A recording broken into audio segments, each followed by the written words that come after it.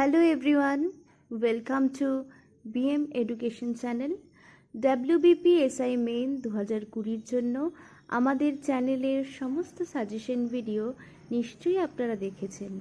এছাড়া আমাদের online mock টেস্টের ব্যবস্থা রয়েছে, আপনারা অবশ্যই অংশগ্রহণ করুন।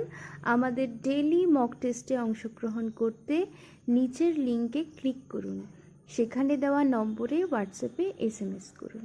নমস্কার। 1. অলিন্দ যুদ্ধ কি?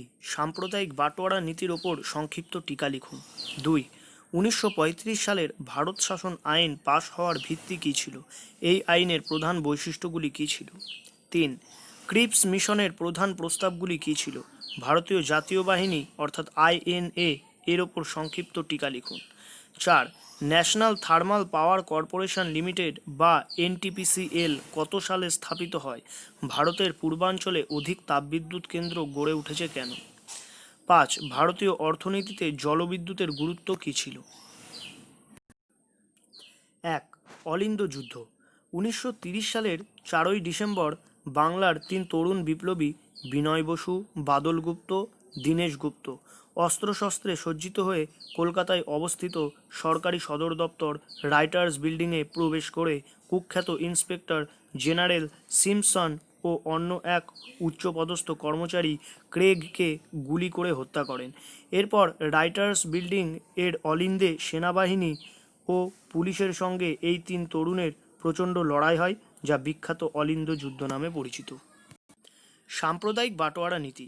ব্রিটিশ প্রধানমন্ত্রী র্যামসে ম্যাকডোনাল্ড 1932-এর আগস্ট মাসে সাম্প্রদায়িক বাটোয়ারা নীতি ঘোষণা করেন।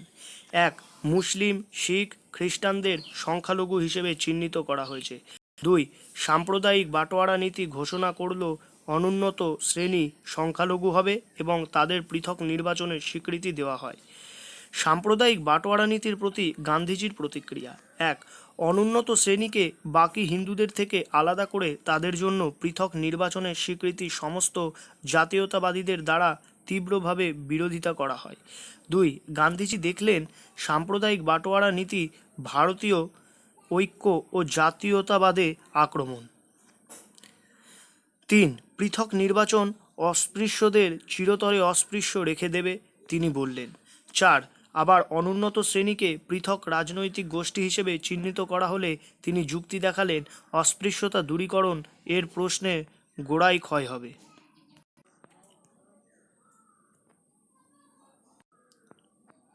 2. 1935 সালের ভারত শাসন আইন পাশ হওয়ার ভিত্তি কী ছিল? এই আইনের প্রধান বৈশিষ্ট্যগুলি কী ছিল? ভারত শাসন আইন 1935 সালে পাশ হওয়ার ভিত্তি: 1.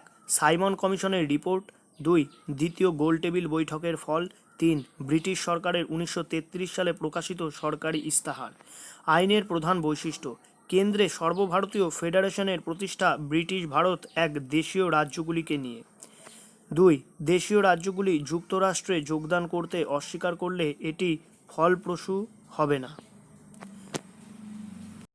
3. ক্ষমতা বিভাজন 3টি শ্রেণীতে হবে: কেন্দ্রীয়, প্রাদেশিক, যৌথ। 4. কেন্দ্রে দ্বিকক্ষ বিশিষ্ট আইনসভা। 5. গভর্নর জেনারেল ও তার মন্ত্রী পরিষদের হাতে সংরক্ষিত বিষয়গুলি থাকবে। 6. মন্ত্রিসভার হাতে হস্তান্তরিত বিষয়গুলির দায়িত্ব থাকবে। 7.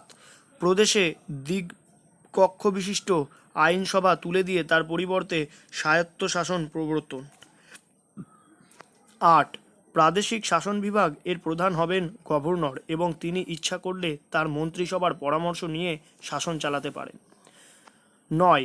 বাংলা, মাদ্রাজ, বোম্বে, যুক্তপ্রদেশ, বিহার, অসম এবং প্রাদেশিক আইনসভা দ্বিকক্ষ বিশিষ্ট করা হয়। 10. পৃথক নির্বাচনের নীতি শিখ, ইউরোপিয়ান, ভারতীয়, খ্রিস্টান, অ্যাংলো ইন্ডিয়ান এর প্রতি বর্ধিত করা হয়। 11. দিল্লিতে প্রধান বিচারপতি এবং 6 জন বিচারক সমন্বিত একটি যুক্তরাষ্ট্রীয় আদালত তৈরি করা হয়। 12. 1932 সালে সাম্প্রদায়িক বাটোয়ারা শর্তানুসারে বিধানসভার সদস্য নির্বাচন করার ব্যবস্থা বহাল রাখা হয়। 13. তপশিলভুক্ত সম্প্রদায়ের জন্য কিছু সংখ্যক আসন সংরক্ষিত রাখার ব্যবস্থা করা হয়। 3. ক্রিপস মিশনের প্রধান প্রস্তাবগুলি কী ছিল? ভারতীয় জাতীয় বাহিনী অর্থাৎ INA এর ওপর সংক্ষিপ্ত টিকা লিখুন। ক্রিপস মিশন 1942 এর মার্চ মাসে স্ট্যাফোর্ড ক্রিপস এর নেতৃত্বে একটি কমিশন সংবিধানের প্রস্তাব নিয়ে ভারতে পাঠানো হয়েছিল। যুদ্ধে ভারতীয়দের সমর্থনের প্রয়োজন। প্রধান প্রস্তাব: এক ভারতীয় যুক্তরাষ্ট্র ডোমিনিয়ন স্ট্যাটাস এর সাথে গঠন করা হবে। 2 এটি কমনওয়েলথের সাথে যুক্তভাবে তার সম্পর্ক স্থির করতে পারবে এবং জাতিসংঘ এবং অন্য আন্তর্জাতিক প্রতিষ্ঠানে স্বাধীনভাবে অংশগ্রহণ করতে পারবে। 3 যুদ্ধান্তে নতুন সংবিধান তৈরির জন্য একটি গণপরিষদ গঠন করা হবে। 4 ভারতের প্রতিরক্ষা থাকবে ব্রিটিশদের হাতে এবং গভর্নর জেনারেল এর ক্ষমতা একই থাকবে।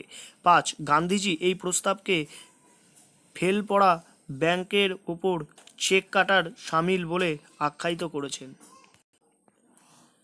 ভারতীয় জাতীয় বাহিনী অর্থাৎ INA।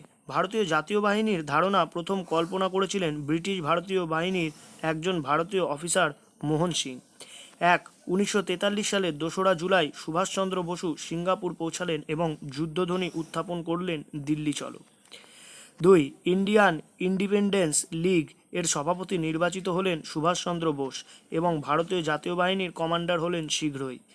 3 তিনি বিখ্যাত স্লোগান দিলেন, জয় হিন্দ। 4 INA কতগুলি ব্রিগেড গঠন করেছিল? সেগুলি হলো Subhas brigade, Gandhi brigade, Nehru brigade, মহিলাদের নিয়ে ঝাঁসির রানী ব্রিগেড। 5 সুভাষচন্দ্র বসু তাইওয়ান গিয়ে টোকিও যাওয়ার পথে অনুমান করা হয় 1945 এর 18 আগস্ট প্লেন দুর্ঘটনায় মারা যান। 4 national thermal power corporation limited বা NTPCL কত সালে স্থাপিত হয়? ভারতের পূর্বাঞ্চলে অধিক তাপবিদ্যুৎ কেন্দ্র গড়ে উঠেছে কেন? National thermal power corporation limited বা NTPCL স্থাপিত হয় 1975 সালে। ভারতের পূর্বাঞ্চলে অধিক তাপবিদ্যুৎ কেন্দ্র গড়ে ওঠার কারণ: ভারতের পূর্বাঞ্চলের তাপবিদ্যুৎ কেন্দ্রগুলি হল পশ্চিমবঙ্গের ব্যান্ডেল, সাঁওতালডিহি, কোলাঘাট, ফারাক্কা, দুর্গাপুর, ঝাড়খণ্ডের বোকারো, পাত্রাডু, চন্দ্রপুরা, ওড়িশার তালচের ইত্যাদি।